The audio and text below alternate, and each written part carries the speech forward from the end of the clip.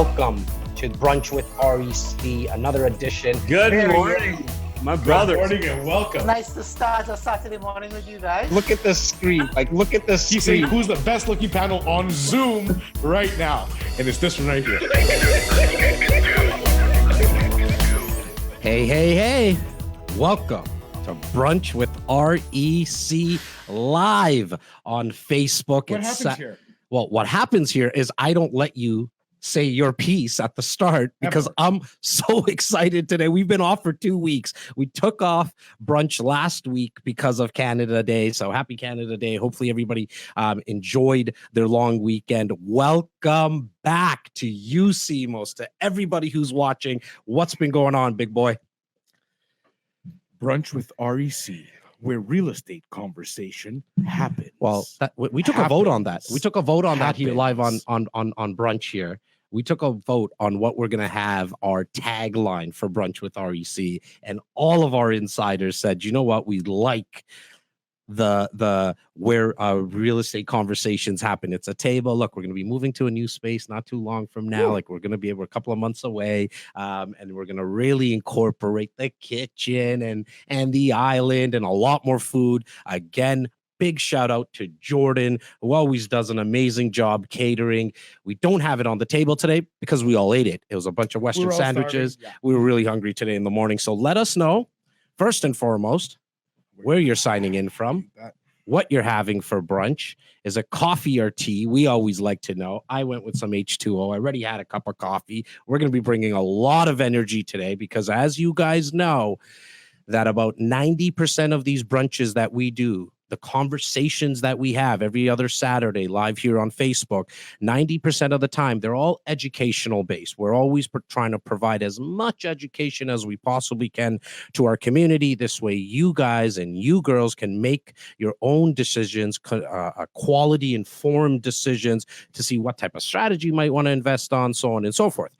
But the other 10% is when we come with an exclusive opportunity. Now, when it comes to new build opportunities, pre-construction homes and condos, it's safe to say that we get about 50 to 60 of those at our table every single year, like clockwork. Exactly this table right here. And then myself and Simos and our VP Laura, we all sit down and make a decision on what's going to be the 6 to 8.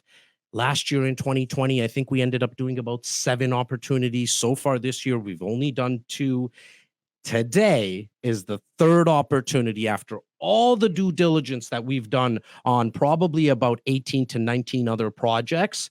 This is the one that we chose. Today, you're going to find out why we chose this.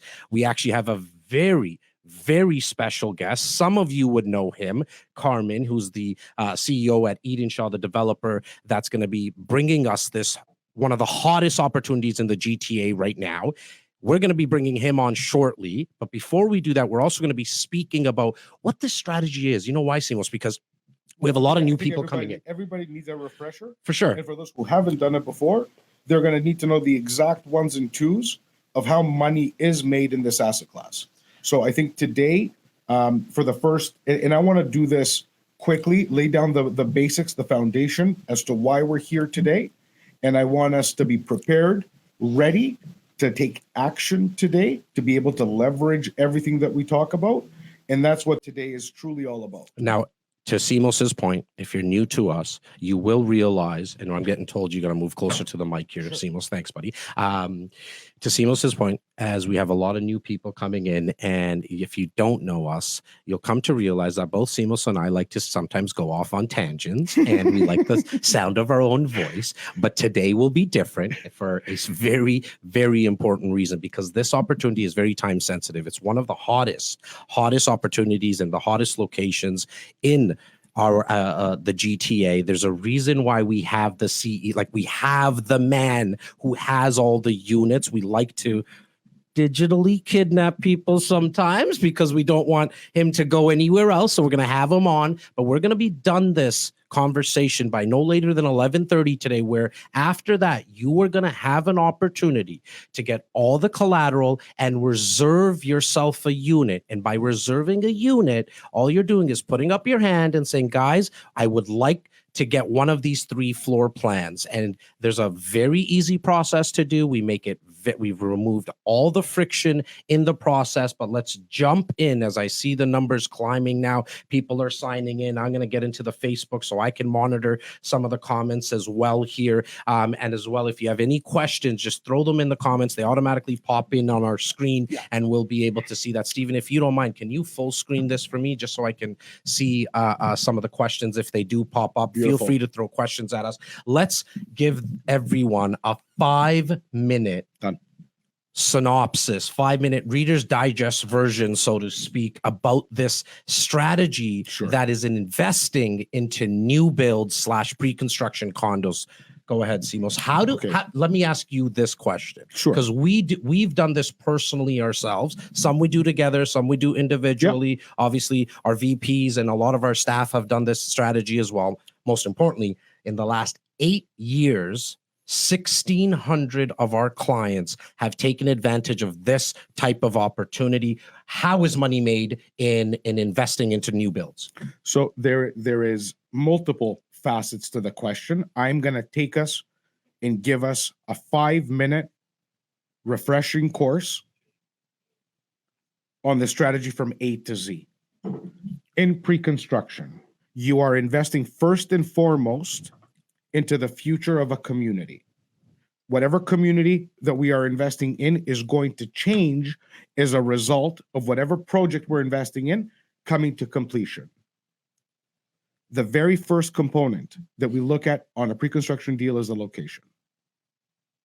How we make money comes precisely from this conversation. So if anybody thinks that the location has nothing to do with how I make money, it has everything to do with how you make. There's a reason the old adage is location, because Period. As an investor, which is 99.9% of the people that are watching today, as an investor, you're going to become a landlord. It's going to be very turnkey, this investment, and we're going to talk about that at the end and how we make that turnkey. But your customers, the people that you're going to be renting it out to, which are your tenants, they're all looking at, where am I going to be living? Correct. And they're looking for amenities. They're looking for like grocery stores. But you as an investor, that's where your vision comes in. That's where the CEO who we're going to speak to today, that's where his vision comes in. Why is he putting the building there? Because there's other things happening there. People will want to be there. And this is how we actualize what we're talking about, the profit. And I just want to quickly mention, when it comes to location, there's one thing, and I kind of left it at the end when I spoke about the amenities and the grocery stores and all that. The number one thing is transit. Number one, go back 100 years in real estate, right across. Forget just the GTA. Forget just Canada. North America. I'm talking about, forget even North, like think about the world, right? You look at Paris, you look at London. Values will always appreciate higher, as well as the rentability, meaning the amount of tenants, customers that you're going to have is always based on how close are you to transit. And if you could ever wave a magic wand, if life was perfect, can you almost be living on top of transit, right? Because that's where you're going to get the highest return. And in many cases, we have sold projects that are on top of 100%, just like Transit City 3 in Vaughan, et cetera, et cetera. But to put what you just said into perspective, projects near transit appreciate and or perform 30 to 40% better than non-transit driven projects. And if you think that number is ludicrous, if you think it's impossible, all you have to do is Google transit and real estate, NAR, the National Association of Realtors. It was published in the biggest markets on planet Earth throughout the United States. And it gets published every year, and it tracks the performance. All you have to do is Google it. You don't have to take anybody's word for it. Now, continue on. So the premise is that you're investing in a community. Now, what is the investment itself? So you're going to come up, you're going to take a look at a project, you're going to say, I like it. The project contract comes to you, you review it, and you're going to see a set schedule of payments. Everybody knows as an investor in this country, you need to put 20% down. That 20% stands true. This investment today, the investment yesterday, and the investment tomorrow, until the banking and regulations change, that's the investment. So you will be leveraging 80% loan to value. So your 20% portion, not only is it not an amount that you have to put down today, it's actually stretched over a significant period of time. In this specific case, I'm gonna, like, this is part of we negotiated this. It took a long time to bring this to market. So the deposit structure I want to save for a different component of this show today. But when I say it's favorable, steal my thunder? I will not. Don't. I actually just saved your thunder. Okay, good. Go. So with that being said, not only is it stretched, it's so favorable. The builder, the development team have structured this so well where there's going to be people here who've done it 4 times and might be able to do it again. But the people who have not been in this asset class, if you don't leverage this project, this asset class is not for you. Well, and just quickly about the deposit, right? Why is that important when it's stretched out? Yeah. For example, if you can put down 5% every single year, and this is with a lot of strategies when it comes to a lot of projects when it comes to new builds, but some of them would need 15% in a year. Like, so 12 rolling months, you're going to be putting down 15%. But that first 5% that you put down in year 1, if the values appreciate by 5%, what's your return? 100%. 100% return. Now, let's just say in a 12 rolling month period, you have to put down 10%. So if you look at a property at call it $700,000 for easy math, and you have to put down $70,000, which is 10%. And let's just say the property only went up by 5%. And it went up by $35,000, you just got a year-over-year return of 50%. There's very little other types of strategies where you can see types of returns like that. It's why you and I do this on a regular basis. And listen, you can keep it as simple as you want. You can make this complicated. At the end of the day, the strategy, what has been proven, tried, tested, and true for the last decade, is that in pre-construction, if you choose the right projects, which we have been blessed to be given the choice and guide the people that we have into great choices, and I hope we continue that forever, we have allowed people to literally double their deposit. So by the time the project was completed, they actually doubled or more in most cases. You put down on 700, you're going to put down 20%, that's 140,000. By the time it closed, it was worth minimum 840.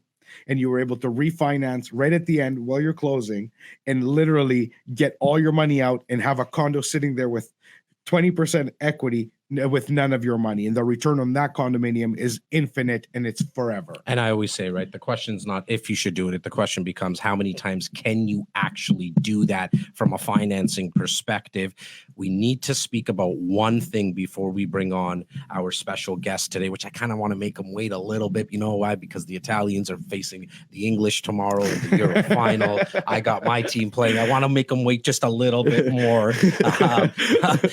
But before we do, it's going to come back to haunt you. It probably will come back and haunt me. I know. Knock on wood. I mean, just thumbs up for, if you're going to be watching the game tomorrow, let's go blue for the Italians. So press the like button, red for heart for the English. I just want to get an idea if we have some football fans in our community, and the numbers are obviously getting up and people are watching. Big shout out to Joe Loria, Rosie, and I got my boy here.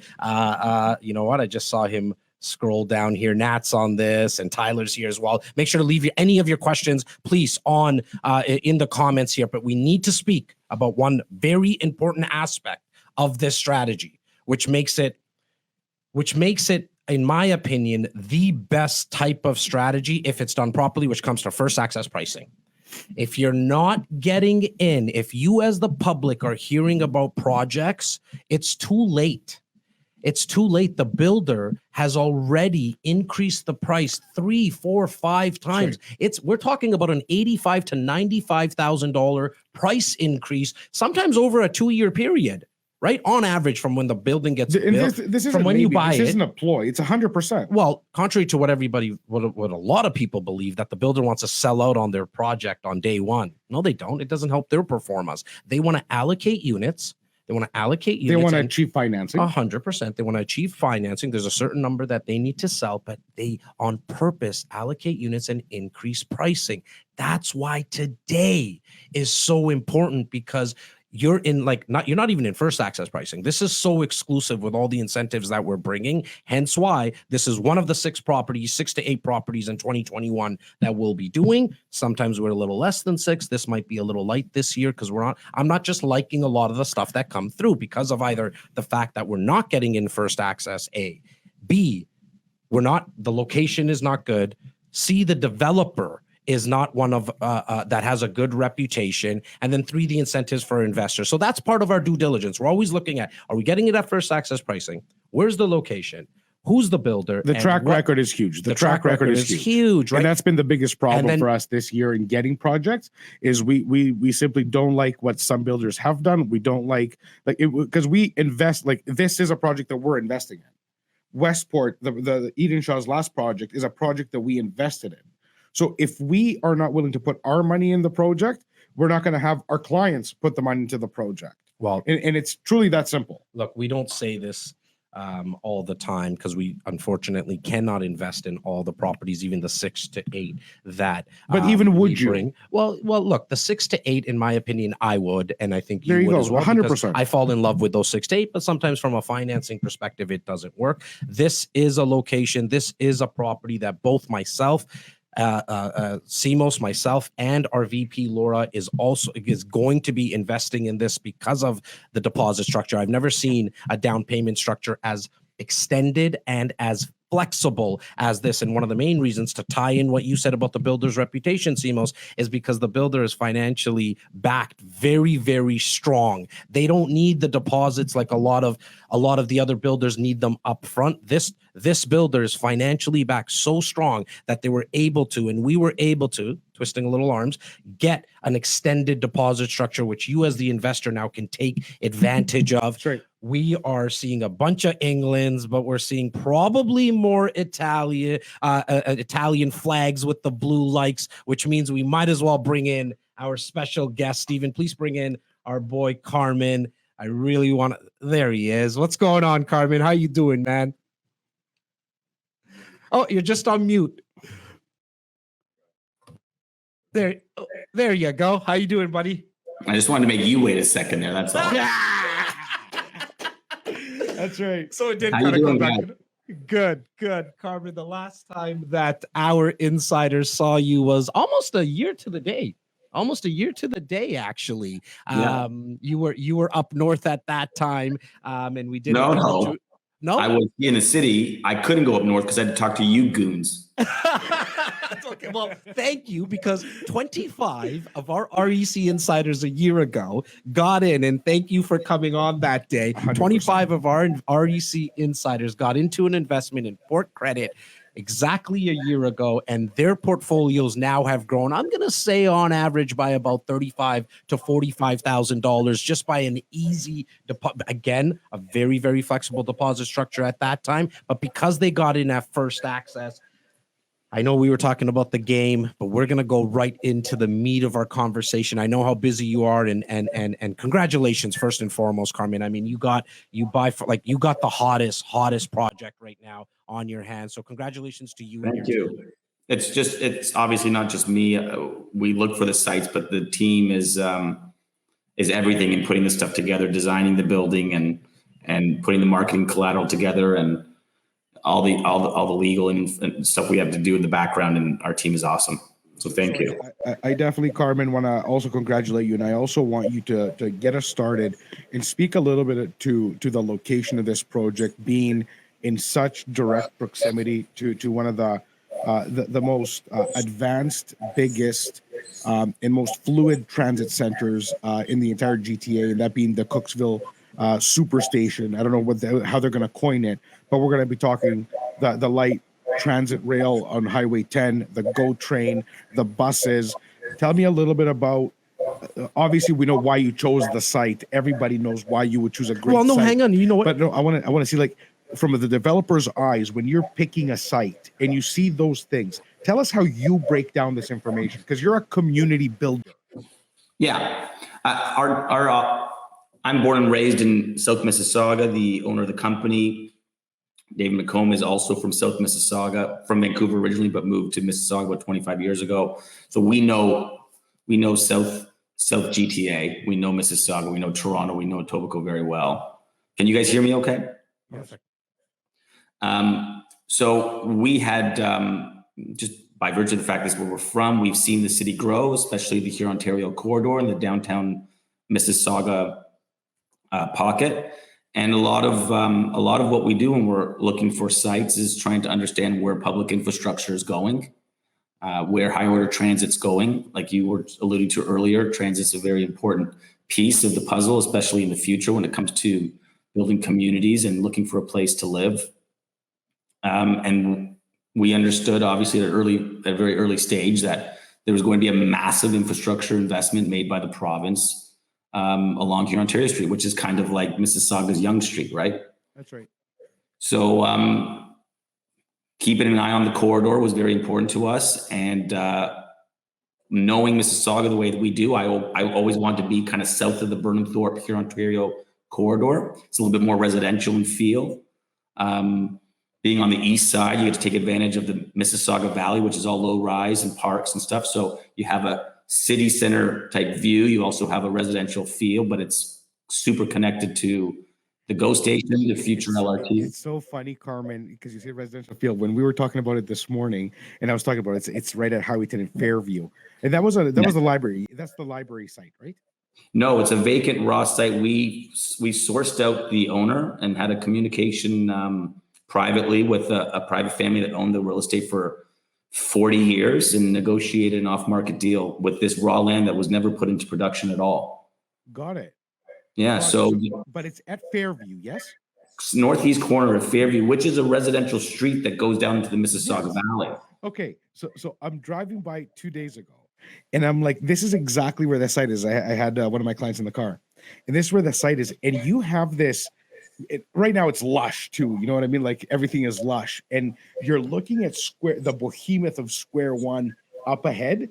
But here you don't feel that noise, that concrete jungle. The concrete jungle. It's not a concrete jungle. It feels right. And then you look behind you, because I was heading northbound on Highway 10, and I look behind me and I can still see, like literally from the side of my eye, the Cooksville GO. Yeah. I'm like, it makes perfect sense. Well, it's a 5-minute walk. It's a desirable site. 5-minute walk. I mean, we have an office at Highway 10 in Eglinton. When you start driving south, you come to, and I love what Carmen spoke about Highway 10 in Burnthorpe. You're in this concrete jungle, and we need it. It's great. I mean, we have hundreds and hundreds of thousands of people coming, and we need all this, right? But then once you start to get south, a couple of blocks of Burnthorpe, you're like, oh, wow, this is different. I am in this residential, the Mississauga Valley, speaking about all of that. Can you also just quickly talk about, Carmen, the LRT? Like, what's the plans? When is this coming? I know, I believe it's already under construction, but maybe you can talk a little bit more about that.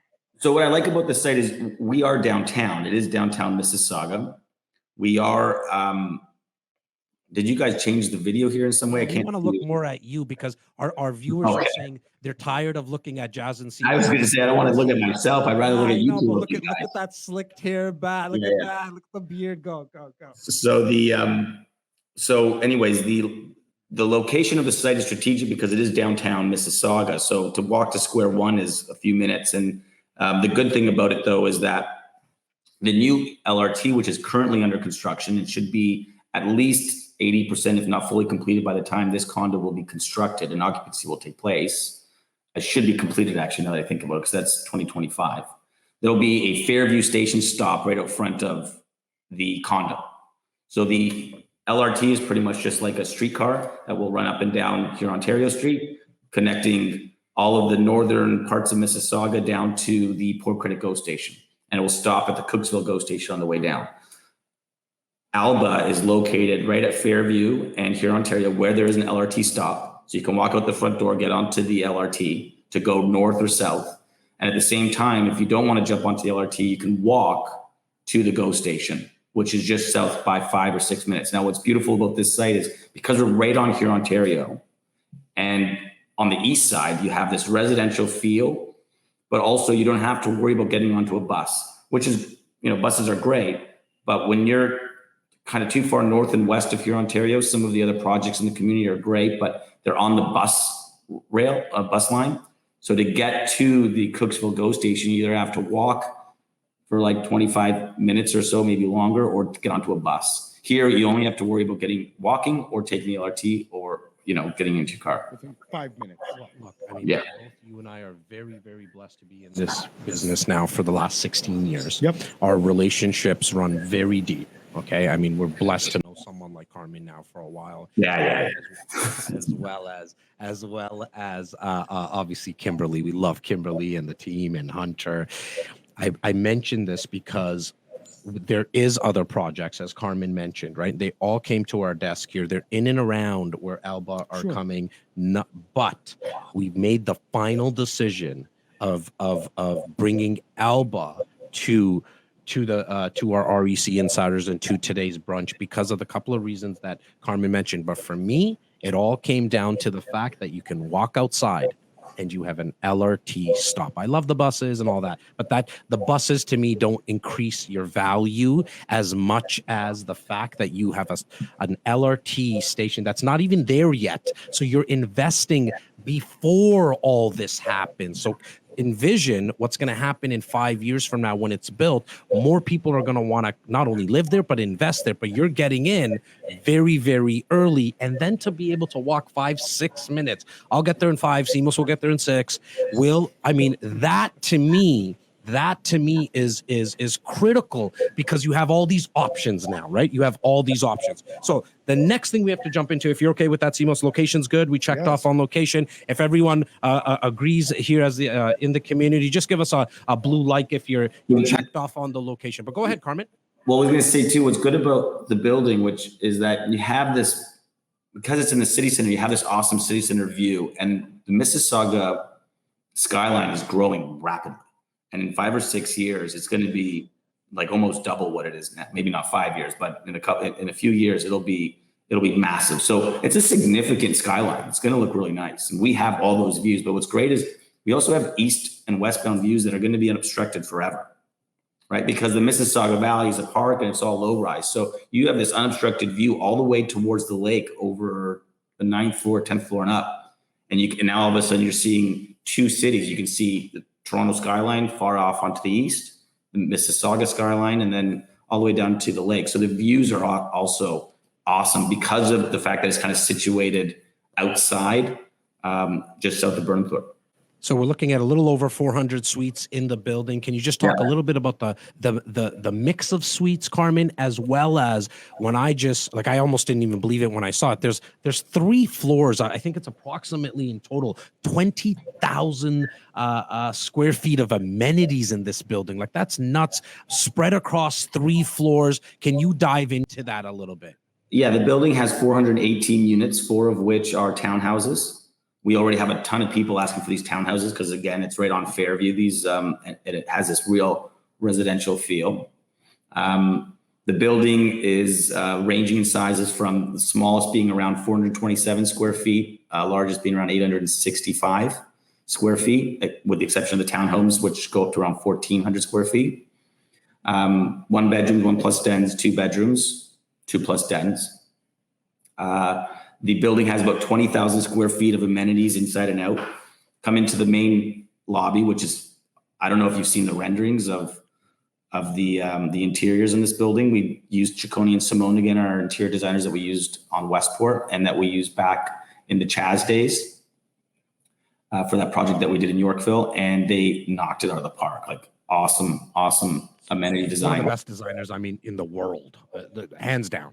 There's a lot of amazing designers out there, but really they hit the nail on the head with the design for our lobby and for our gym even and the 7th floor. So you walk in, there's a beautiful lobby, parcel storage room that's been studied to allow for all of the crazy amount of online shopping that's happening. So everything's secure and being able to flow. Christmas time, you're not going to have 40 boxes sitting out front of the lobby in front of the reception office like you do, last few years in some of these older condos.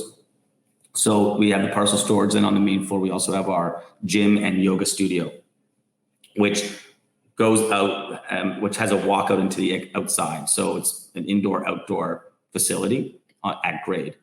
We also have a 3,500 square foot retail piece on the west side of the building facing here, Ontario, which will, be a Starbucks or a small grocer or something like that in the future. So you'll have that retail amenity at at the base of the building. Second floor, we are always trying to find something creative in our building so that you're using the amenities. There's a lot of condo projects that have these amenities, but they don't get people out of their condo units. And we're trying to find spaces that work, that are usable and mindfully designed. Second floor, then we have what we're calling, I don't know, I think it's the spin lounge or something, but we put in 4 or 6 industrial sized washing machines.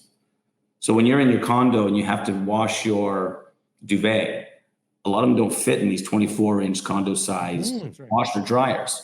And we're finding that, we live in condos too, right? We own condos as well. We find that our tenants or our staff are going to the local laundromat just to go wash their duvet.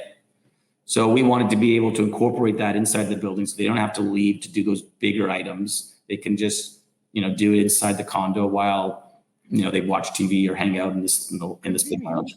Yeah, cool. It's thoughtful. And this is why I use the word it's very livable, because I have studied the project. I know this project extremely well. And I'm glad that Carmen is hitting these points right now, because this proves the commitment of this builder, in my opinion. This is what sets them apart. This is why they're here today, why we believed in them before, and we'll believe in you again tomorrow, I assure you, because they have the attention to detail on this specific things. It does make a big difference. Well, look, I've been a condo dweller for a very long time, not currently right now. And my wife used to send me to the laundromat all the time to do the duvets and all that kind of stuff. So I get that. That's a nice little fix. And I know Simos and Laura would be happy because they're pet owners. I know there's a pet spa as well. Well, then, so then you get onto the 7th floor. Again, there's a massive wraparound. The 7th floor is the podium, the top of the podium of the building. So we get to utilize the entire rooftop of the podium for outdoor amenity, barbecue pits, lounges, play area for children, dog runs, all that stuff, all that great outdoor stuff, which looks awesome. And you'll have these beautiful views over the Mississauga Valley, south towards the lake when you're outside.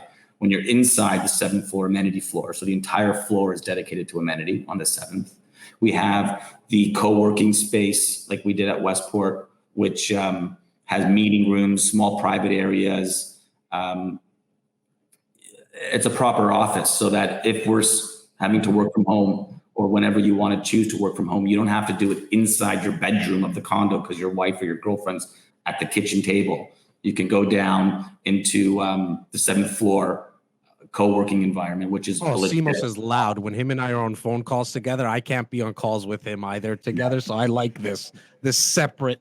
I like it. I actually thank you for that as well. I wanted to if you want to talk about me, I'll just say that you're the wife I never wanted. Okay, that's true, actually. You've been saying that for years, brother. You have been saying that. Get out of my co-working space. What else about amenities? I want to make sure you go down this path because we always get this question. Look, there's the classic amenities like the games room or the theater room where you can watch the Leafs game, and that's pretty much the only thing we're allowed to watch in the building are the Leafs. And there's the big dining room where you can have your dinner parties, and we have a display kitchen. It looks gorgeous. Yeah, it's awesome. You have to look at the amenities. I wish maybe you'll circulate all that stuff at the end of this call. But then we actually went again. We have the playroom, we have a dog spa, all those great amenities that we have. You have to study the building to see what we're offering. But another cool idea that our head of marketing came up with was what she's calling the Maker Studio, I believe. And it's pretty much a raw gallery studio space that's finished a little bit more rough, I guess you can say, all white. And you'll go down there to do painting or to do pottery or to fix your bicycle or build IKEA furniture. So again, we're finding that when you're living in these condos, it's so difficult to do small things inside your condo and you're making a mess or you have to move furniture around. And where do you do these things? So we wanted a space where you can, it's kind of like an art gallery. You can go down there, make a mess, fix your stuff. There'll be big crafting tables and big drafting tables, benches, and all that kind of stuff. So I think these are really cool ideas that keep people in the building, but using the amenities and creates a community within that community. We can bring in art teachers and have art classes inside the building, stuff like that. I know that there's bars downtown where they're drinking wine and painting at the same time. Right, or something like that. I don't know how it works exactly. Well, I mean, you definitely should give the feedback to your team, because in our comments right now, people are like, "Oh, that's a great idea. That's fantastic. I mean, we wanted that when we were like." I mean, I'm seeing all this in the comments right now. To everyone who's watching, I will be letting you know where you're going to get full access today. Full access. Go ahead, Carmen, please. No, I'm just going to say these spaces, we've never seen them in other buildings, and we're just taking from what we learned. Our interior designers didn't even know what we were talking about when we were talking to Chico and Simone about this. And they're like, these are awesome ideas. And they created the space that we were trying to articulate to them. So I think that it's first in the market, and I think they're going to be used. And, I think it's what helps differentiate the building outside of its location from the competition. Okay, so we spoke about location. We spoke about building as well, like amenities, as well as floor types, suite types. What's kind of price ranges right now, Carmen? Like, where I'm going to let you talk to Kimberly about that. Okay, no worries. So what we'll be doing? Because pricing is kind of just being finalized right now. Perfect. So we're going to be starting. We know where we're kind of starting in prices. We're right in the low to mid 500s. I mean, to get into a condo project in Mississauga this early, in and around that, low to mid 500s. I mean, we're just not finding anything nowadays, right? The average price point in Mississauga today is $1,100,000, 1.1 million. It just came in, I think, about last week. I saw the stats. Values increased in Mississauga by 19.6% year over year. So June 2020 compared to June 2021, values increased by 19.6%. I wanted to just make the comment, Simos, that for condos, they appreciated by 10.4%. So go ahead, buddy. Finish your thought. No, I was saying that if someone's sitting here thinking, "Oh my God, like how much more can these prices go up?" Guys, there's a thing called inflation. This is going to keep going forever and ever and ever, as long as we keep bringing people in and our government keeps on bringing immigrants into our country, which I don't see stopping. It's growth. We're actually going to be getting anywhere from about 400 to 450,000 people, because they want to speed up the loss of COVID because of COVID and not bringing in anyone in the last year and a half. We're going to see about 400 to 450,000 people come into the GTA in the next 3 years alone. Okay, so I have to touch on this. Well, we're talking about Mississauga, which is ripping growth like nobody has ever seen. The absorption rate of projects is out of control. There has been at least 6 projects launched in the core of Mississauga, around the Square One area, in the last 6 projects in the last 3 months that I know of, that we have sold. We never took them to our REC database, but we have lots of clients that have bought in there. Now, what I want to talk about is this. The average rents in Mississauga for a 1-bedroom is $1,850 in that corridor. That's COVID numbers. So this is where I'm going with this. Sorry, go, buddy. So let me start with this. During the pandemic, today, which is now we see the light at the end of the tunnel, but we're still in stage 3. Pearson is just starting to resume. Still, non-discretionary travel is still not allowed. It's going to open up soon. The actual vacancy rate for rental in the corridor is 0.8%. In Mississauga specific. With the borders closed, with universities shut down, with the world as we know it. So all I want to do is I want to remind everybody this. When you're investing into the future, when you're investing in pre-construction, location matters, terms matter, because we're going to cover the terms in about 2 seconds here. But what matters the most is the due diligence you do. Is the person building it, the person responsible? In this case, we have Carmen on the line. Do we believe he has the ability to put the project together? The answer is wholeheartedly well, yes. They've done projects before. They're fantastic at what they do. They're builders. We believe in. That's why they're here. Number. Where are you investing? What is your market? Who is your tenant? We have a building with a suite mix from 400 to 850 feet. We are not going for families of 5. We are going after a demographic that transitions, that is young, that is vibrant. We're giving them a product and a building full of amenities that are livable, well thought out, and detailed. Meaning you can have the dog, you can be the couple with 1 kid and a dog and still be able to live downtown Mississauga comfortably, not having to mow grass. People work a lot these days. People work flex. They have to do this, that, and the other. There's a reason these amenities are coming into place. Nobody has time to go to load up and go and wash blankets, or to have to take the dog. You have to walk 15 minutes outside the building. 100%. I'm going to go to the 7th, 2 minutes. Take the dog. Well, for especially with our weather as well. I mean, Monica asks a great question. If Stephen, you want to just bring up that question, and we'll have Carmen with us as well to help answer this. Monica asks, what is the rent prediction based on amenities after completion? How much is a tenant willing to pay for having great perks? I would like to know about this. So, in my opinion, let's first and foremost, this building's occupancy is slated for April 2025. No offense to any builder, including you. For 16 years, I've never seen a building be built on time. I don't know why this would be the first. Let's just push it by about 6 months. Let's go to the start of January 2026. That's 5 years. Monica, I'm going to get to your question. That's 5 years almost away right now. So for that one bedroom that Simos mentioned at $1,850 now, it's safe to say you're going to be looking at, in my prediction, my forecast, running the numbers in and around about $2,450 to $2,500 on this one bedroom condo. Where do I come up with this? It's not just a crystal ball I'm using. Pre-COVID in downtown Toronto, pre-COVID, a one bedroom, 500 square feet with multiple offers all day long was renting at $2,500 a month. Mississauga has traditionally been about $350 to $450 lower in rents. Now, if we truly believe that people are coming in, we have a lot more demand than we do supply, there's only one thing that's going to happen to rents. They're going to continue to project this way, upwards, and that's going to happen.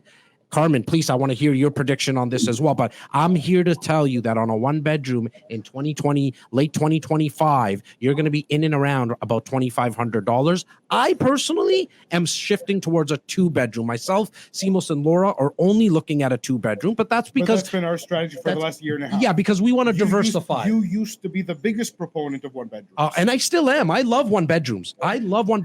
Because I'm going to be dealing with a bachelor, a bachelorette, just one person. I have invested in studios before, but here, the reason I sat you guys down a couple of days ago and said, guys, let's really look at a two bedroom. Because we want to diversify. So each of your portfolios is different, and you're going to sit down with our team to figure out, and we're going to help you do that. But the reason we really wanted to go look at a two bedroom here is because of the families. Is because of what you said. You're going to have a husband, a wife, two partners, and possibly a kid or a kid on the way, and a pet.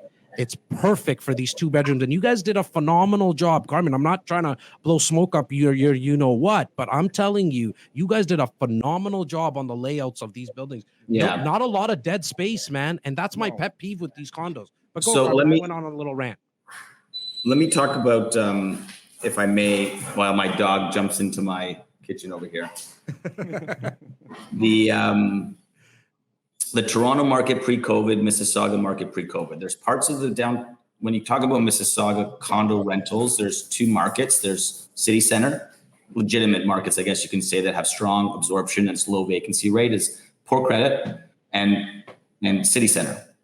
Yeah. City center over the period of COVID, compared to, call it the Bay Street corridor, C1 of downtown Toronto. Kimberly, our lead broker from Millbourne, and I did this study 5 months ago on MLS, where we looked at what happened to pricing. And you found that, I guess the conclusion is that the Mississauga city center market is less transient than the Toronto rental market. Now, obviously, it's because there's longer term leases. Yeah, in the sense that the people that are renting in Mississauga versus Toronto, you have schools, you have universities in Toronto, you have bartenders, people coming in now for jobs that aren't necessarily their full-time careers. So there's a little bit more of a transient base. You also have this Airbnb sector that is much larger in Toronto than it is in Mississauga. So what happened with COVID is you had this major supply increase, which negatively affected rental rates over the last year. Now they're going to return to normal in Toronto, especially when everyone goes back to months to come. Just the next few months to come. It's going to happen. But what was interesting was that the gutting in revenue, the prices for rent in Toronto was like 22%. There was $2,500 a month units that were down to like 2,000, right? But the same period for the same unit type, downtown Bay Street compared to downtown Mississauga, there was like a 5% decrease in revenue in Mississauga, which told me that the people that are renting in Mississauga didn't go anywhere, in the sense that they didn't move out. The vacancy stayed strong. They were working in jobs that weren't necessarily affected by, they're less, I'm not picking on bartenders, but there's less of that, I think, transient work renter base in downtown Mississauga, it seems, only by virtue of the fact that the jobs in Mississauga are probably more in the financial services in the downtown core, but also industrial, commercial along the manufacturing corridor, along with the hospital story that's just south. So listen, making observations on the workforce and a demographic, I don't think is out to offend anyone or anything. It's important. But those the bartender jobs that we're talking about, the transient ones, are typically done by students. It's a young demographic. Yeah, and their school was gone. Entry-level workforce, meaning I just graduated, I'm going to pick up 3 shifts. That's where the action is. So there's also a reason why rents skyrocket in downtown Toronto, because the demand is fierce in a normal market. And that's why it's going to go back. It'll return in Toronto, no problem. The point of raising this was that I was surprised. I wasn't necessarily surprised, but it was interesting to see how the downtown condo market in Mississauga was not as negatively affected as it was in the city. So for those people that have the holding power over the last 12 months, they if you owned a couple of condos downtown Mississauga, it seemed like you were okay. So what that means for pricing is that the return to normal in Mississauga, this curve is not as steep as it was downtown. So I think, going back, this is my long-winded explanation of why I think prices will be at $2,500 for sure in the next few years. And I think that brand new condos, 1-bedroom plus dens in Mississauga, are already at 23, not 1850. 22, something like that. So for a 1-bedroom plus den, yes, for sure, because at 2 bedrooms we're right now around 2450 on average. Now the averages that we're talking about, 1850 to 2250, that's Mississauga. 1 bedroom. No, I'm not talking downtown. You're talking, okay, so I'm talking Mississauga City Center. You're talking probably around 2250. Astronomically higher, yes. Yeah. So I think that ALBA, with it being where it is and as unique as it is, look, when it comes to condos, I said this last year with Westport. Here we are looking a year back. I can tell you that prices in poor credit are going to be closer to 13. They're already at an average of $1,250, $1,300, maybe even more per square foot right now. In the next few years, that'll be in the 15s, if not more. That's in poor credit, you're saying. Yes. Right. Yeah. Right. And last year we were launching Westport, and it sold in 2 weeks, I think, after this conversation, right? And the community is balling. Here we are a few blocks north, right in between City Center and the waterfront. And it's going to be the same thing, because I think when it comes to buying a condo, you have to find a building that is different. There has to be a differentiator that is going to attract the renter, because all I care about, like I said before, is absorption. If I put my unit up for rent, I want it to rent quickly. And you got to be in a building that's going to differentiate yourself from your competition. And I think that's what's important when looking for an investment. Well, there's a lot to unpack there, but it kind of is it truly is a great segue into a couple of things. I wanted to reiterate the importance of, when you're investing into a new build condo, making sure that you get into first access pricing. And today, everyone is going to have that opportunity, because like Carmen mentioned, what happened last year, we can, history's our best teacher, right? I think it's safe to say everyone. It's the only teacher. It is the only teacher. It's the only teacher. There you go. Where at Westport, when we launched that last year with Carmen and the team at Edenshaw and the team at Melbourne, what we did is we got in very early. And within a couple of weeks, we started to see, within actually 7-8 days, we started to see a bunch of increases. That is going to happen. Carmen's not going to say that himself here. He's not going to let the cat out of the bag. We can say that. We know that they're going to increase the pricing as they allocate more units. Now, that's why this conversation today is so time sensitive, because we need to get into putting up our hands and putting in a reservation form. And I'm going to tell you within about 3 to 4 minutes how you're going to do that. But let's quickly speak about incentives. You want to do the 100%. Let's do the incentives. So we talked about the location. We talked about the builder. We talked about the city. We talked about the city. We spoke about who's going to be our renters, how much our rents are going to be, all of that. This is an equity play. Understand that. You might be off on your rents in terms of negative, like maybe by about $100 to $150, $200 a month. You're not going to care about that because the value.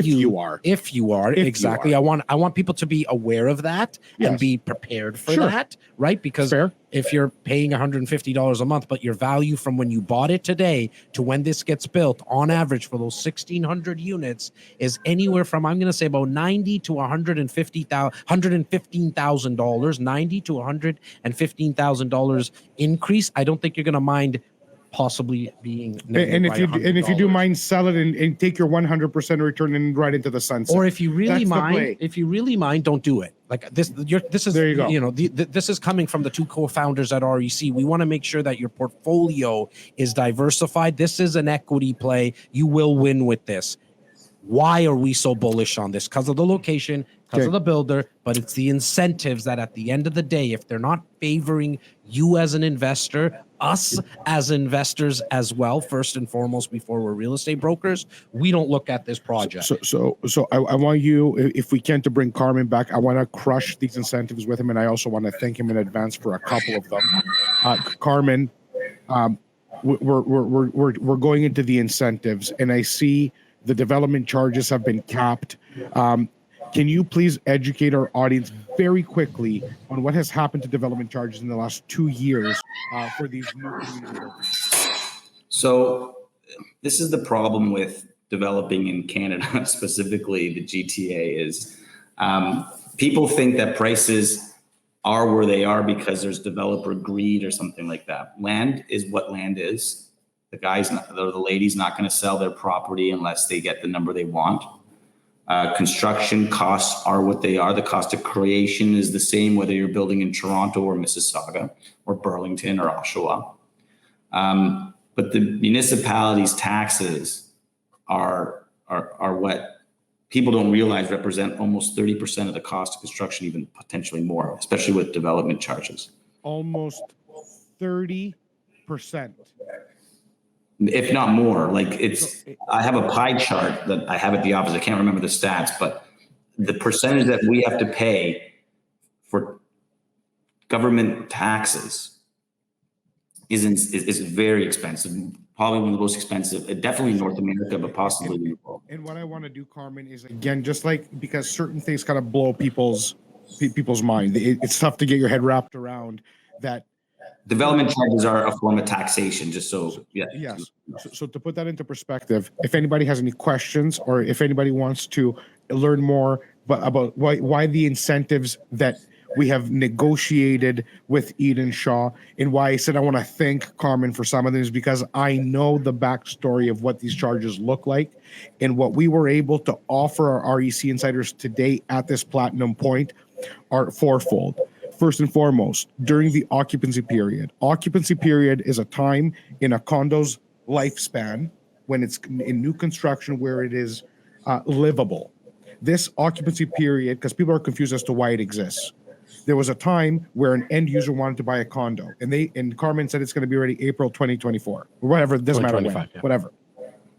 January 1, 2021, it's going to be ready. But come January 21, it's not ready, but it's almost ready. But I just sold my house. Now they went to court. Now this, now that. What happened slowly is they created the occupancy period, a period in which the end user, if the condo building is safe and reasonably livable, you can move in. There's a process to it. They give the occupancy date. The end user moves in. But for the investor, this is a period of quagmire, meaning that you have to pay occupancy fees. It's forced upon you because the law changed, but typically you can't lease because it's not yours.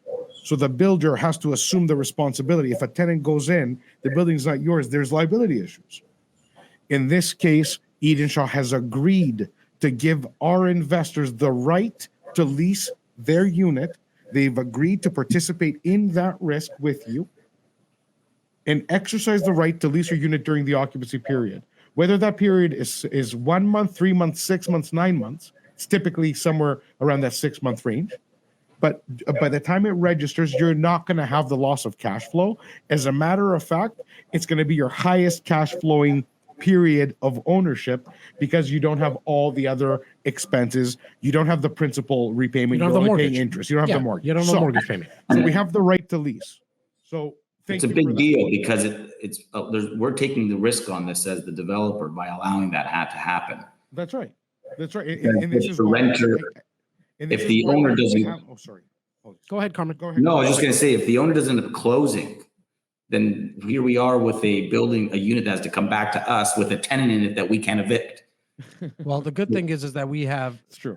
a case study of 1,600 REC insiders that have done this with us, and I'm going to say 98.9% of them have all closed on it, and that's why we still have a fantastic. That's why we're working, but all joking aside, that's why we work with specific agents this early in the process, because we know that you represent the best investors out there, and it allows us to create these incentives. We'll take a little bit of this risk, but only because we're working with people like you and the customers. And we truly appreciate that. Big shout out to Spiros, who just came in and joined us. He's one of your paisans, Simos.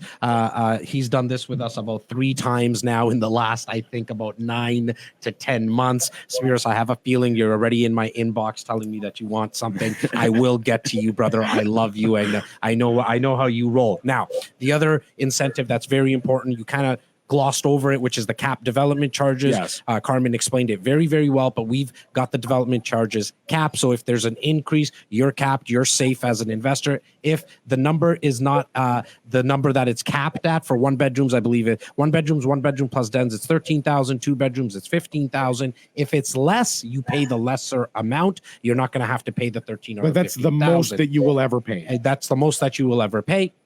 The other one that's huge is the right to do an assignment. Now, you all know, if you're new to us, though, big shout out to Philip Hoskin and Terry Hoskins. Hope everything is well. Another group that have done this with us more than 4 times in the last 9 months, I think, and they know that I've been trying to stop them from doing this because I want to make sure they're diversified. The big one for me is the right to assign, as you guys know, but if you're new to us, we all speak about buy and hold. It's how to create wealth in real estate. It's not necessarily about timing the market, but sometimes you can, like today. It truly is putting time in the market. That's how we create wealth over a long period of time. Instead of trying to time the market, you spend time in the market. But sometimes you could time the market if you can get in first access pricing, Sure. right? So this is a beautiful hybrid today, on live on brunch today. However, life happens. You're buying something today that you're going to be closing on in 4 years from now. So what do we need to do to protect ourselves? Well, we have this clause in the agreement that Carmen and the team were very, very, again, thanks to them, they allowed us to do this, that you have the right to assign, meaning that you can take that paper if you can't close on it, or you saw more profit and you want to take the money out, you can flip the paper. You can sell the condo before it gets built. We do this and we help our clients do it anywhere from 30 to 40 times a year. So we're very, very fluid in the process. Yeah. We're very comfortable with the process. However, if I'm sure a lot of people on the live today will comment and say, when they get on a call with us and tell us they want to do an assignment, we try to figure out other ways to close on this. Either you close on it yourself, we'll take you to another independent mortgage broker, or possibly do a joint venture. We want to use the assignment clause as a security blanket because, again, real wealth is made over time. We believe in this project so much, the location, the builder, the incentives, and as I mentioned earlier in the brunch at the start, that this is a turnkey investment. We are going to, as REC, for our REC insiders today, rent out this property for you, place the tenant, help you with the property management for the first year at no cost. And we're talking from rent collection to actually checking in the unit. We have built out a robust system at this point. Yeah. It has been launched and tested on our last 2 projects. Yeah. So that whole entire arm the PDI process, the key release process, the tenanting process during the occupancy period has been fine-tuned at last after all these years, streamlined. And when I say turnkey to our tenant, ask any of our investors. We can introduce you to multiple investors to give you kind of their bird eye view on how our operations and how those things are managed, because that's a big part. Well, let me peel back the curtains on why we would do that, because even some of the builders and the developers look at us like, you guys are nuts. Why are you doing this? But let me peel back the curtains on why. Guys, we know if we continuously do and bring you this type of white glove service, remove the friction. There's a sign behind us right here that's huge that says removing friction in the process of doing business with us. We know we have a better chance at doing this again with you. And peeling back the curtains in our business development, guys, in 4 years from now, guess what? You're going to call us and say, Jas, Simos, Laura, REC. Time to do your job. Time to do your job. Rent out the condo. And guess what we're going to say? Yes, we already have everything taken care of. By the way, do you have an appetite for another investment? That's how we roll. You guys know that. If you're new to us, you're going to come to realize that. But the last two incentives are just as important as the others, if not more. I want to go down the deposit structure because this is how you have to pay your 20% down payment. Carmen, this is the one that really got my juices flowing. And this is why we saved it for last. We saved it for last. Because honestly, this is... everybody on this call, if this is not the moment you've been waiting for, I am telling you now. Yeah. This is where take out your pen and paper, write it down. I don't care. Well, I'm going to give them access to get it all over and over again. Write it down because you have to understand this is not only how money is made, because we went the ROI earlier. Yeah. It's simple. You're going to double your money or whatever. It's 100%. The truth of the matter is, and if anybody here is a little bit savvier maybe or has had some experience with internal rates of return, etc., the time value of money.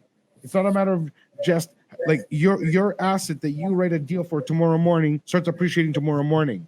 Those payments are due over the next 4 or 5 years. You understand me? Yeah. So the first money that you invest creates a much higher return than the last money that you invest. So yes, we're going to make it to keep things simple. We're hoping that we double the money, but the actual the IRR on this investment is going to be ridiculous. Hit it. So it's $5,000 on signing, which essentially would happen in the next couple of days, probably Tuesday, Wednesday next week. It's all done virtually and digitally now. And you'll be working very, very closely with our VP and her team, Laura Stewart. A lot of you have worked with her. You'll go through the signing process. She'll hold your hand. You automatically get the 10-day due diligence period here in Ontario, where we'll introduce you to a real estate lawyer that specifically handles pre-construction. There's a formality that needs to be taken care of, which is the mortgage pre-approval letter. It is exactly that. It's a formality. We'll get that taken care of for you as well. So that's $5,000 on signing. The balance of 5% of the purchase price in 30 days. So the balance of 5%. So envision 5% in total in 30 days. Then it gets interesting because now your next payment and your next installment is not due until January 2022. And even that, it's at 2.5%. So it's at 2.5% in January 2022, another installment of 2.5% in June of 2022. And then your third 2.5% installment, not until January of 2023. To get you to 15%, it's another installment of 2.5% of June of 2023. Now you're at 15%. The final 5% is not due till April 2025. So there's no payment in 2024. And so that's why we were so bullish on this. You're going to get that all on paper. I know Simo said get your paper and pen ready. So I'm going to try to summarize it. 5% now within 30 days. 5% next year, but even that's cut in 2 half payments. Yep. January and June. Yep. 2023, January and June, for a total of 5% per year. 2024, 0 payments. When you get the keys to your unit, we can rent it out, is when you put the last 5%. This could not be any easier. Well, that's why I'm doing it, right? Because I got, most of the installments done from Simos and Laura. So that's how I like to do things. So I figured it out how they'll do the majority of the installments and I'll do the last 5 for them. Other than that, it's go ahead, Carmen. This is another I mean, we talk about peeling back the curtains from the development standpoint, from the developer standpoint. It's another risk that, we're taking by doing this kind of stuff. We have great relationships with the banks. We're well capitalized, and our financial partners are all set up in the way that we will take these risks, because you can't build a building unless you have a certain amount of deposits at a certain period of time in the bank, right? And you have to achieve. Peel back the curtains. That's 15% before construction start, and this is why typically we always have that 15 to 20% in the first year. Yeah, so only a well-capitalized group like yours can afford this kind of luxury, because they're putting the money up front and they're just going to capture it as they go along. I mean, levered internal rate of return, like you guys are talking about, the weighted average and all that for the purchaser is great, because it's such a minimal down payment. That opportunity cost of that cash is not that high. So even if you ride a 5% increase year over year, it's awesome. Just from the market appreciates at that rate conservatively, right? So from that perspective, you're fine. But from our perspective, we have to make sure that we trust the market, trust the community, and trust our ability to deliver a building, build it on time, build it well, and make sure that people are happy with it. So our track record in the past is very important to us, because it helps us get the financing we need. It helps us to get the partners that we need, but it also helps us to get the purchasers we need. And I mean, look, Westport started construction 5 months earlier, 6 months earlier, because the support was so great and the building was so fantastic. The location was great. So, these are the types of things that track records, like history, is a very good educator. And obviously it allowed us to develop these relationships so we can offer those types of incentives, especially with the deposit structure, and take those risks to give you guys the best buying opportunity at the beginning. Because the idea is that this is only at the beginning. We're not going to do this down the road. It's just to work with the key group of brokers in the community that support us, that we support. And we do this so that we can get a good momentum before we hit the market, and hopefully get majority of the building, if not 85%, sold right away. And that's the reason we only work with a certain amount of brokers and provide them with this tool of these tools to market and get their investors to make some money. Well, so these are incentives that I'm going to have out there forever. We totally, I mean, we can't say thank you enough. I want to get because today here in the GTA, I think it's going to get up to about 26, 27 degrees. So I want everyone to enjoy their day. So I want, before they go out and have lunch and maybe go to a patio because they are open, I want to give everyone access and talk about the next steps. So if you go to www.reccanada.com/for sale, written out, www.reccanada.com/for sale. You will now have access to download the floor plans, the sample pricing, the renderings, the brochure. There's a link. You're going to automatically go into what's known as our investor portal. There's a button there that has tons of video resources as well, an FAQ on everything we spoke about. I know there's a lot of you who probably cramped your hands writing, but I hope you got the music of this investment today and this opportunity, because we also have everything in this investor portal for you. The most important, in my opinion, folder inside this investor portal is the reservation form, because once you go through the floor plans and the sample pricing, you digitally fill out this reservation form. Okay, if you have any questions at any time, just email info@reccanada.com, and Tyler is standing by. He's going to be at it all day, because this is just what happens. We've done this now for 8 to 10 years. We know what happens. There's a little over 108 people today.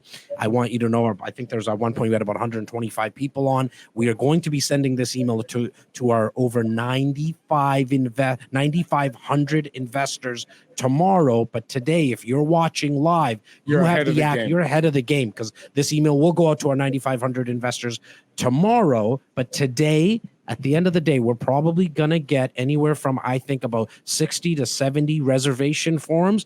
We're hoping to get about 20 to 25 units. We're still arm wrestling, and we'll take care of that. However, just know that it's on a first come, first serve basis. Hence why I want you to go to reccanada.com/for sale. You automatically go into our investor portal. You get all the information.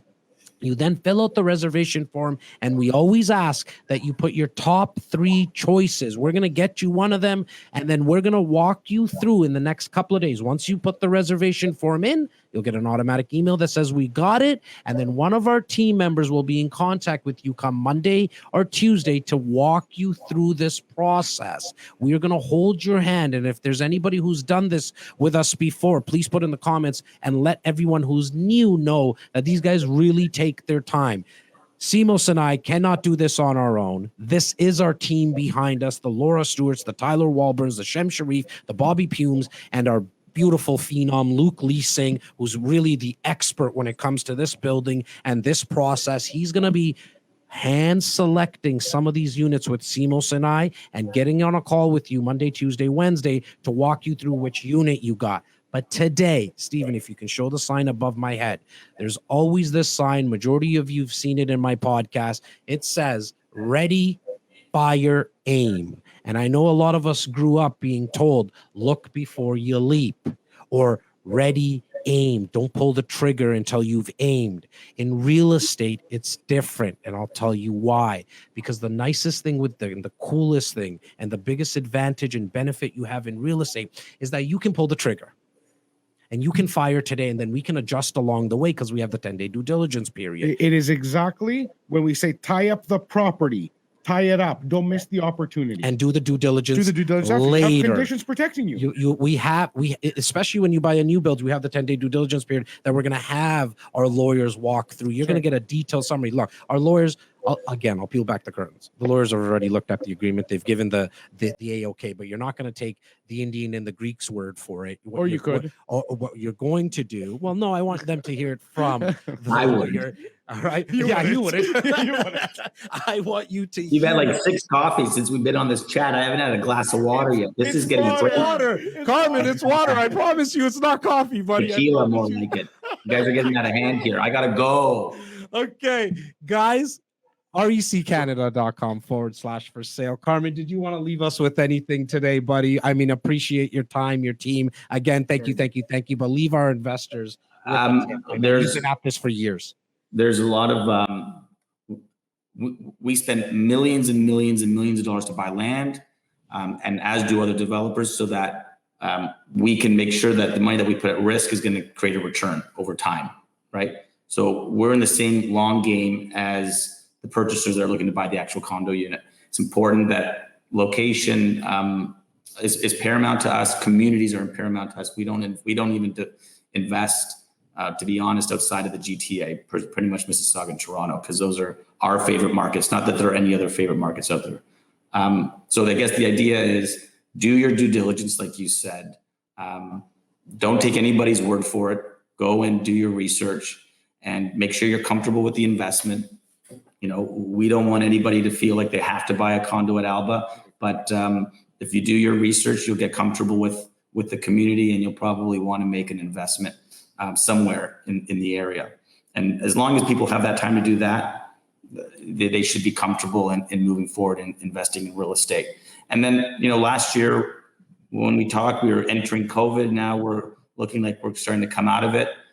And we were talking about a lot of these tenants that, you know, had to move out. And all I can say is, if you've been saving your money, go out to the streets of the city and get drunk. Go and spend money at restaurants. Go get your hair cut like twice a week. Go back and spend money. A lot of people haven't been, you know, my life hasn't changed because we were considered essential service. So we've been nonstop working, but a lot of people out there, my sister's in dance. She has a ballet studio. Some friends of mine own gyms. They haven't been able to work in a while. Now they're getting back to work now, I'm hearing. So go spend money and give it to them. If you don't buy a condo here, spend it there. Oh, that's very nicely put. Carmen, I want to thank you. That's a message that we championed throughout the period because we were so fortunate to be in an essential service. We did try to get people away from the Amazons for as much as they could and support the local curbsides during those campaigns. We did everything we could. We believe in smart business. Our small business depends on the loyalty and the choice of people to work with their brothers and sisters in the community, and we do feel very strongly about it. So thank you for sharing that message. And as far as this investment is concerned, all shit aside, this is the way brunch is. The incentives that are here in place today are phenomenal. We want to thank you for extending those to us. We want to also thank you for extending the invitation and sitting at the negotiation table and putting together these impressive things to create the win-wins with the investor community. I think you're a great company. I think you're a smart man, meaning that the alliances that you choose to build and the relationships that we choose to build create hundreds of win-wins. And that's a great feeling on the street and in the investor community. So thank you for that. We appreciate your time so much. No, thanks, guys. And we're a community builder. We know the community that we're in, and we really want the people that invest with us to do well. And we hope that if they choose to come with us, that we have a relationship that lasts for a long time. But I appreciate all of your support, and we're always looking to take care of you guys. Congratulations, and Forza England. Forza Azzurri. Good luck to you guys. Take care, brother. Take care. To everyone who's still here, guys, congratulations. I mean, you lasted this long. We appreciate that. I tried to keep it till 11:30. We almost made it. It's 11:45. Take the next 15 minutes. Take the next 15 minutes before lunch, or do it over your lunchtime. Go to reccanada.com/for sale. You put in your name, number, email. You automatically get into our investor portal, which allows you to have full access, renderings, floor plans, sample pricing, all of that. And then you have the opportunity to take action today, to take advantage of not only all the incentives we spoke about, but this amazing opportunity. It comes around for us. I can't stress it enough, the amount of projects we say no to every single month, every single week. You go out, you get them, you meet with people, you bring them here, and I start checking off of my due diligence because I'm the one who's going to be speaking, or my crew is going to be speaking with the majority of the people. And that's truly right? our unique value prop. Yeah. Jas, I think this is why it works so well, because Jas is the connect and the voice to you, our audience. So when Jas brings back feedback, and my desk gets hit with the developers in those relationships, I can give feedback to say, guys, if this is the incentive you're offering me, you're not going to make it into the room. You know why? Yep. Because Jas just got off 400 phone calls in the last 2 weeks, and overwhelmingly they wanted a stretch deposit, or they needed an assignment, or they needed cap development charges. So what's on this board? What has been negotiated with Edenshaw in this specific case, and it's going to be the next developer in 3 months from now, or whenever the next project lands on our desk, is really and truly everything that you value as an investor, that we value as an investor. So, and that's why when we ask, do you want to come on the show, they overwhelmingly say yes, because they have nothing to hide. They're not hiding behind an office. Mm-hmm. These are people who know our clients. Mm-hmm. These are people who speak to our clients. They spoke to you today. Anyways, this is a great deal. I think so. I love it. I think so. reccanada.com/for sale. rec.com /for sale. You get into the investor portal. We have tons of shout outs to do. Jody, I mean, there's so many names. And look, here's another thing, right? I mean, look, I just saw Rick Stewart. Will there be a projected cost and rents be available at some time? Yes, for sure, Rick. What we do, and just for everybody who's still on, when you go and select your 3 units, Rick, like we've done with you in the past with the Notting Hills of the past and the other project as well, what we're going to be doing is you select your 3 units, your 3 floor plans. Tuesday, Wednesday, we're going to be giving you a call. One of my team members, probably myself or Luke Leasing. And then we're going to say, you got unit A, B, you got unit A. And then, because now we actually know the cost of that unit, are we going to get parking? We're going to get locker. We're going to discuss that. And then we're going to build you out a performa specific for your unit. Now, keep in mind, as I mentioned, this is an equity play. It's an equity play. This is how we make money in this type of strategy. You might be a little negative on rents, 150, 200, maybe max a month. But other than that, this is an equity play where you buy today and you see the values increase anywhere from $90,000 to about $115,000, and that is over 1,600 units of data. I don't tell you any of this to impress you guys. This is more to impress upon you the amount of data that we've collected now, and it's thanks to you guys. Other than that, you want to give some shout outs. I didn't really eat as much as I think I should have. Dave Tumath, Nick Donatis, Greg Klein, Rick Stewart, Ernest Furtado, Rick Sykes. You just picking clients that have actually done this with us. Just watch. Derek DeGiovanni, thank you so much for your beautiful words. Jody Riggs, you're a champ. I don't even know how many units you've bought. You're insane. Sarah Mahmoud, one of our top and most talented colleagues. Did you say Sarah? Sarah Mahmoud. Big shout out to our girl. She was also wondering what kind of dog Carm has. She's a pet lover. Yeah. We didn't get to that question. Sorry, Sahar. We're talking about real estate. Okay, thanks. Joe Loria, again, an incredible client. Lynn. Big shout out to Lynn. Wendy, Donna Hoskin, Domenica. The list goes on. Donna Hoskins from BC. What can I say about you? You've trusted us so much, not even being Don't worry, here. I've been disappointing her for days right now. Oh, have you been disappointed? Yes. Well, but you've been disappointing people since 1981. What's 1980? 1980. Well, okay, it is what it is. It is what it is. Guys, we got about 77 people here. You can tell that we are so stoked about this. I'll be honest, a couple of reasons. A, because we haven't done a brunch in a couple of weeks, but B, because we finally brought this opportunity after saying no to so many. We finally were able to bring something to you guys as REC insiders. We're seeing, I want every condo REC promote someone. We love you. Oh, Tina, it's Tina Lamongo. Yes, I know, Tina.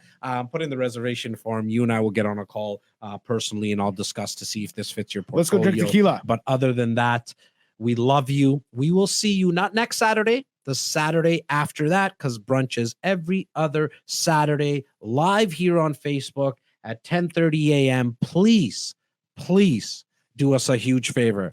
Tell a friend, tell a colleague, tell a family member about the two crazy guys and the rest of the REC team. We love each and every one of you. Thank you, and have yourself an amazing week.